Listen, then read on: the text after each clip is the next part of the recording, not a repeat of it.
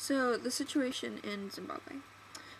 As I said previously, the population of Zimbabwe was happy with Robert Mugabe and the ZAPU PF during the first approximately 10 years of his presidency. However, in the 90s, things started going wrong, and in 2000, Robert Mugabe had his infamous land reform. If you've ever heard Zimbabwe speak, Robert Mugabe speak, he constantly reminds the population that when the colonizers were here, 70% of the land belonged to 1% of the population. The legitimacy of that statistic is debated by historians, but in any case, there was, when the colonizers were there, in terms of land distribution, inequality. So this was Robert Mugabe's sort of chance to prove himself and, as he said, give the land back to the people that owned it. However, his land reform was plagued by corruption. There's a large range of percents of land that he gave to his family members or to his friends, and I won't use any of them because, as I said, there's a very large range, and I just don't know which one to trust. But in any case, it was plagued by corruption, and it was an epic failure. Because of that, and because of other human rights abuses,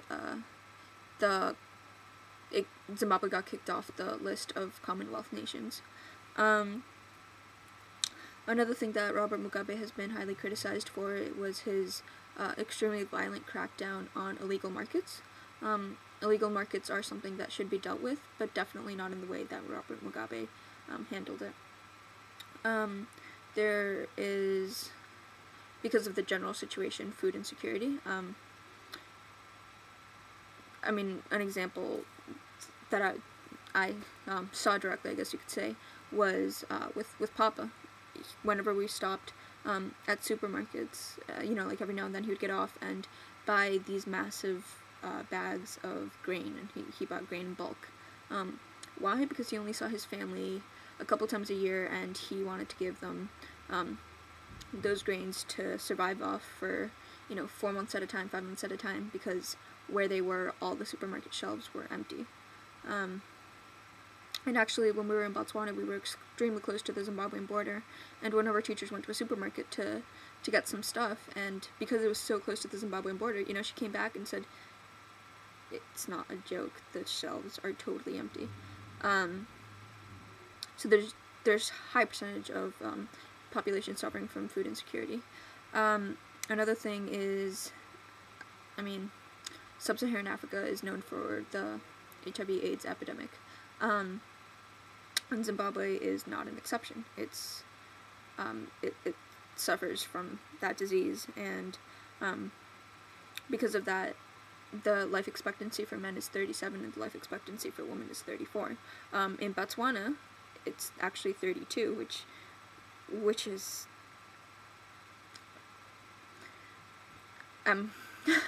mind-boggling, but Botswana is a wealthier nation, and its government has set off on a quest to basically have an AIDS-free nation by something crazy like 2012 or something. I'll keep my fingers crossed for that to happen. But in Zimbabwe, it's hard not to be a little less hopeful. So the opposition leader, his name is Tsvangirai. He's of the MDC, the Movement for Democratic Change, and once again, Robert Mugabe his government has been accused with human rights abuses. Killing opposition members or members of the opposition party, and the whole mess started many years ago, but the one that stole headlines was the March 29th election that kind of began this whole train of violent acts and corruption scandals and everything. However, I opened the newspaper today, and read an article that the power sharing deal that Tsvangirai and Mugabe are supposed to be working on is getting closer, and that's really one of the only hopes that Zimbabwe has for that power share to pass. And Tsvangirai has expressed his opinions. I mean, he's been beaten, has been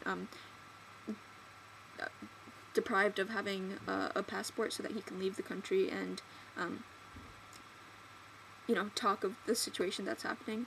And he says that this power share isn't going to be a short-term, isn't going to solve things immediately. I mean, he's dealing with a party that has killed his members from his party. So it's hard, but it's, you know, the first step that's gonna take Zimbabwe in a new direction. Some people, such as Papa, are just kind of crossing their fingers that Mugabe, 80 years old, will die soon. But anyway, that's oh, and I'm sure, again, you guys have all heard of the cholera outbreak in that region when we were crossing the border from Botswana to Zambia, which is the same border crossing that Zimbabweans have to do to get to Zambia. There were cholera signs everywhere, so like saying how to prevent it, and the deaths due to cholera has reached almost 3,000 lives claimed by cholera. And cholera, it's so sad because it's such a preventable thing. Basically, the government is, like, obviously their heads are somewhere else, and they're not even paying attention to hygiene anymore. So you've got sewage water running down the streets of big cities, and especially affecting the younger generations. In any case, so that's the deal with Zimbabwe. So that's it. That's what I have to say today. As a conclusion, like, you know, what is there to say?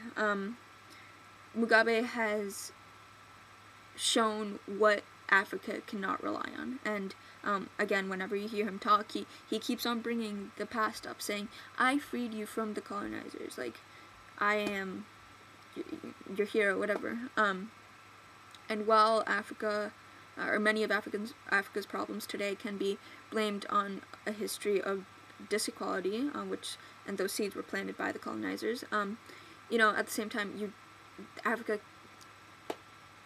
history is not something that you can dwell on forever.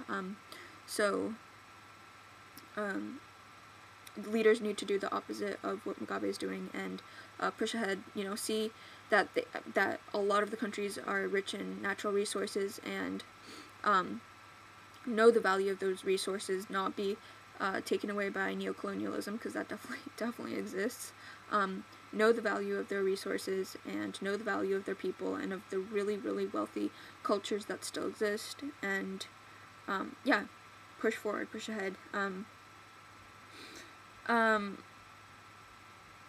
Also, what can you do about the Zimbabwe situation? There, Avaaz, which is an organization like for political justice, website avaaz.com, is launching an international hunger strike to raise awareness of the situation of food insecurity and everything in Zimbabwe. I'm not doing it right now, but I will definitely get involved and make that known to Whitman. Also, I will start, maybe in the next 2 weeks, 1 week, a fundraiser for Precious. Precious is Papa's daughter. She is just one of thousands of Zimbabwean kids that aren't getting the education that they deserve to get. It's their right to get, because teachers are getting paid $4 a month. They can't live off of that. They can't even get to school with that sort of money, let alone pay for their kids and their families.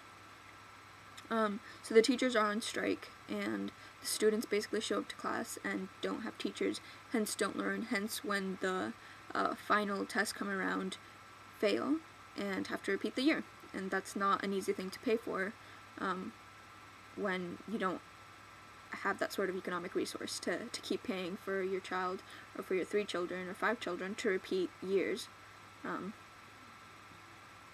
So that's the deal with Precious, and again, I'll make that known to Whitman when the fundraiser starts. But that's it. Thanks for listening.